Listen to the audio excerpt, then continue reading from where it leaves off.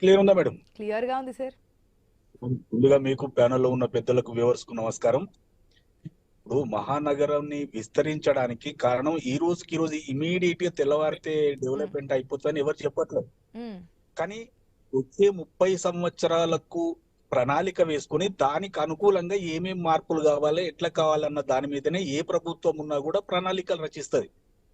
కాబట్టి ఇప్పుడు మేము చేసే ఈ అభివృద్ధి కార్యక్రమం అంటే ఈ విస్తరణ కార్యక్రమంలో ఈ చుట్టుపక్కల అంటే హైదరాబాద్ కు ఆనుకుని ఉన్నటువంటి మున్సిపాలిటీలు, గ్రామ పంచాయతీలు అంటే ఈ ఓఆర్ఆర్ లోపల ఏదైతే ఉన్నాయో, కొన్ని ఓఆర్ఆర్ బయట కూడా ఉన్నాయి, గట్కేసర్ లాంటివి, అవన్నీ కూడా కలుపుకొని 300 వార్డులుగా మనం విభజించడం జరిగింది.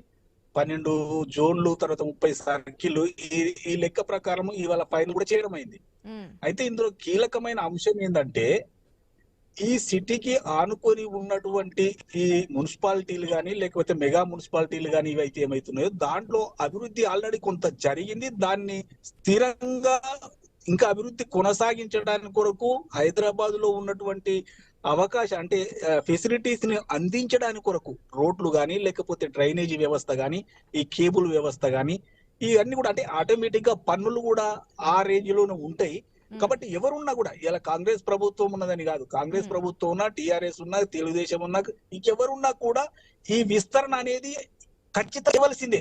ఒకవేళ మేము కాకుండా కేసీఆర్ ఉన్నా కూడా చేయవలసిందే. ఎందుకంటే ప్రజల యొక్క డిమాండ్, ప్రజల యొక్క అవసరాలకు అనుకూలంగా మాత్రమే మనం చేయవలసి ఉంటది.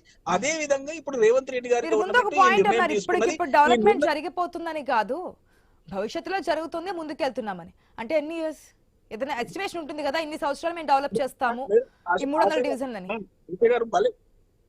గారు బాగా పిన్ పాయింట్ ఉన్నారు కాబట్టి కరెక్ట్ విషయం అడిగాను.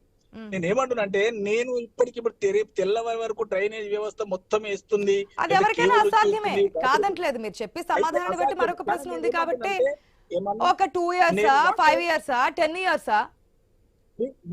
విత్ ఇన్ మా టైం 3 ఇయర్స్ ఉంది. ఇంకా ఈ 3 ఇయర్స్ లోపలనే ఏదైతే మేము ఈ సిటీని పెంచడం జరిగిందో దీంట్లో అన్ని రకాల ఫెసిలిటీస్ ఖచ్చితంగా చేసి తీరుతాం. అందులో అనుమానం పెట్టుకోవాల్సిన అవసరం లేదు. జరిగింది కదా, మన జూబ్లీ హిల్స్ బైపోల్ జరిగింది, క్యాన్వాసింగ్ చేశారు, ప్రచారం చేశారు.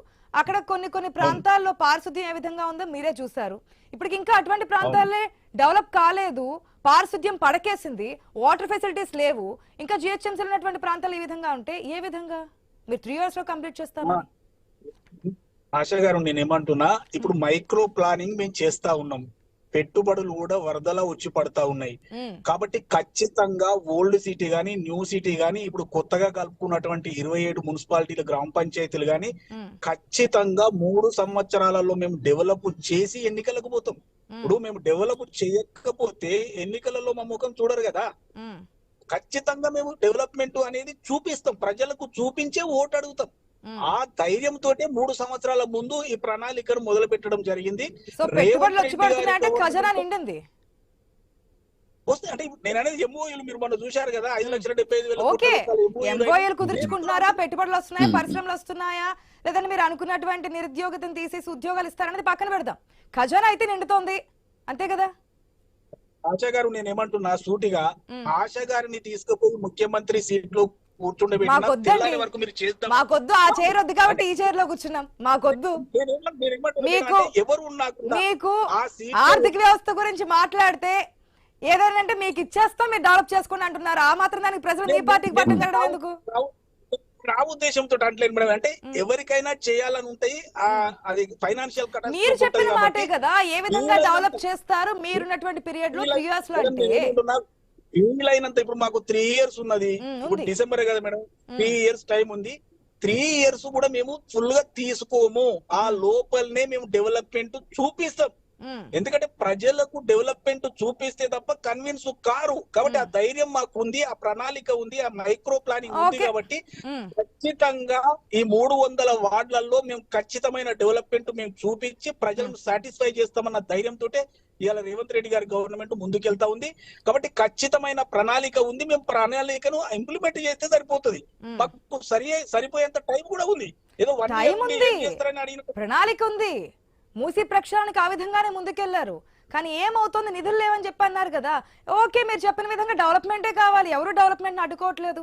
నగరం ఇంకాస్త సుభిక్షంగా పారిశుద్ధ్యం అంతా క్లియర్ కట్ గా, వాటర్ ప్రాబ్లం లేకుండా, రోడ్లకు సంబంధించి ఎటువంటి సమస్యలు లేకుండా, డ్రైనేజ్ వ్యవస్థ ఇప్పటికి ఇంకా చిన్న వర్షం